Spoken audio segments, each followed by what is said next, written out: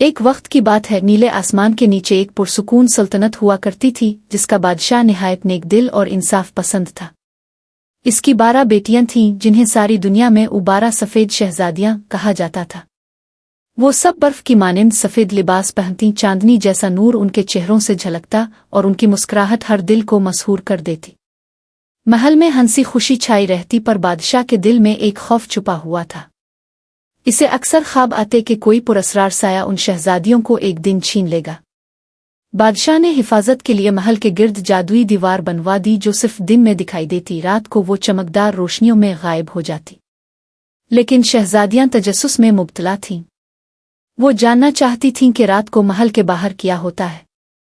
آخر ایک دن سب سے بڑی شہزادی نورین نے بہنوں سے کہا، ہم ہر رات اپنی خوابوں کی دنیا دیکھتے ہیں، کیوں نہ جاگتی آنکھوں سے دیکھیں؟ سب بہنیں مان گئیں، اور پھر ایک رات چاند کی روشنی میں 12 سفید شہزادیاں خاموشی سے اپنے کمروں سے نکلے۔ محل کے باغ کے بیچوں بیچ ایک بڑا تالاب تھا۔ چاندنی جیسے ہی پانی پر پڑی، وہاں ایک سنہری دروازہ نمودار ہوا۔ نورین نے دروازے پر ہاتھ رکھا، دروازہ خود بخود کھل گیا۔ اندر ایک سیڑھی تھی جو نیچے اندھیرے میں اترتی جا رہی تھی۔ 12 شہزادیاں ایک ایک کر کے اندر گئیں اور وہ ایک جادوئی دنیا میں پہنچ گئیں۔ وہاں زمین نیلی تھی، درخت شیشے کے بنے تھے اور آسمان میں رنگ بدلتے بادل تیر رہے تھے۔ ایک جادوئی راگ سنائی دیا۔ آواز آئی، میں سمندری شہزادہ ہوں، روشنی کی بیٹیاں، تمہیں خوش آمدید کہتا ہوں۔ ایک خوبصورت شہزادہ نمودار ہوا، چاند کی کرنوں سے بنا لباس اور آنکھوں میں نیلا سمندر۔ اس نے کہا، یہ میرا جادوئی محل ہے، تم یہاں صرف رات بھر رہ سکتی ہو، لیکن شرط یہ ہے کہ دن نکلنے سے پہلے واپس لوٹ جاؤ، ورنہ تم ہمیشہ کے لیے یہاں قید ہو جاؤ گی۔ شہزادیاں اس حسین دنیا میں کھو گئیں، وہاں ناچ گئیں، گائیں اور اپنے دل کے تمام دکھ بھلا دیے۔ اگلی صبح جب بادشاہ جاگا تو دیکھا کہ 12 شہزادیاں سو رہی ہیں، مگر ان کے جوتے مٹی اور چمک سے بھرے ہوئے ہیں، جیسے وہ پوری رات سفر کر کے آئی ہو۔ بادشاہ حیران ہوا مگر خاموش رہا۔ اگلی رات بھی یہی ہوا۔ تیسری رات جب یہی منظر دہرایا گیا تو بادشاہ نے اعلان کیا، جو شخص میری بیٹیوں کے اس راز کو کھولے گا، اسے میری سب سے بڑی بیٹی سے شادی کر دی جائے گی، ورنہ اسے ہمیشہ کے لیے محل سے نکال دیا جائے گا۔ اسی وقت ایک دور دراز ریاست سے ایک شہزادہ آیا جس کا نام عارف تھا۔ وہ نہ دولت کا بھوکا تھا نہ شہرت کا، وہ سچائی جانے آیا تھا۔ ایک بوڑھی پری نے اسے خفیہ طور پر ایک جادوئی چادر دی۔ یہ چادر تمہیں غائب کر دے گی، مگر یاد رکھنا تمہیں دل صاف رکھنا ہوگا۔ عارف نے چادر اوڑھی اور رات کے وقت شہزادیوں کے کمرے میں جا چھپا۔ جب چاندنی چھنی وہ دیکھتا رہا۔ دروازہ کھلا، چاندنی دروازہ روشن ہوا اور 12 شہزادیاں نیچے اترنے لگے۔ عارف خاموشی سے ان کے پیچھے گیا۔ عارف کی آنکھیں حیرت سے پھیل گئیں۔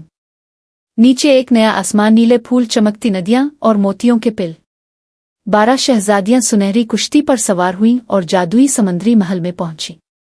وہاں 12 شہزادے ان کے انتظار میں تھے، وہ شہزادے جو کبھی روشنی کے محافظ تھے مگر ایک چڑیل کے جادو سے سمندر کے قیدی بن گئے تھے۔ اب وہ ان شہزادیوں کی مسکراہٹ میں عارضی سکون پاتے تھے۔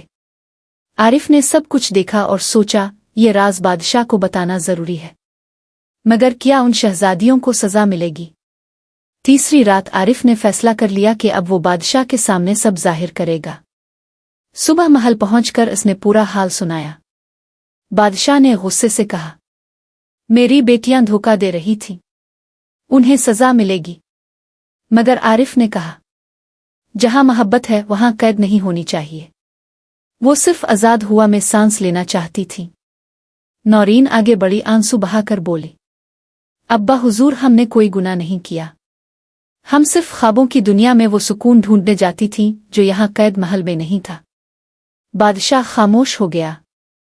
تبھی آسمان گرجا، زمین ہلنے لگی، چڑیل کا سایہ نمودار ہوا۔ اب تم سب کو ہمیشہ کے لیے پتھروں میں بدل دوں گی۔ عارف نے اپنی چادر اتاری اور شہزادیوں کے آگے آ کھڑا ہوا۔ میری جان لے لو مگر ان کو چھوڑ دو۔ چڑیل رک گئی۔ قربانی، یہی جادو توڑنے کی کنجی تھی۔ اچانک روشنی کا طوفان اٹھا، چڑیل غائب ہو گئی، سمندر کا جادو ٹوٹ گیا، اور 12 شہزادیاں پہلی بار آزاد سانس لینے لگے۔ سبق: लेकिन कुर्बानी हमेशा कुछ छीन लेती है। आरिफ का जिस्म पत्थर बन चुका था। शहजादियां रोईं, बादशाह ने फखर और दुख के आंसू बहाए।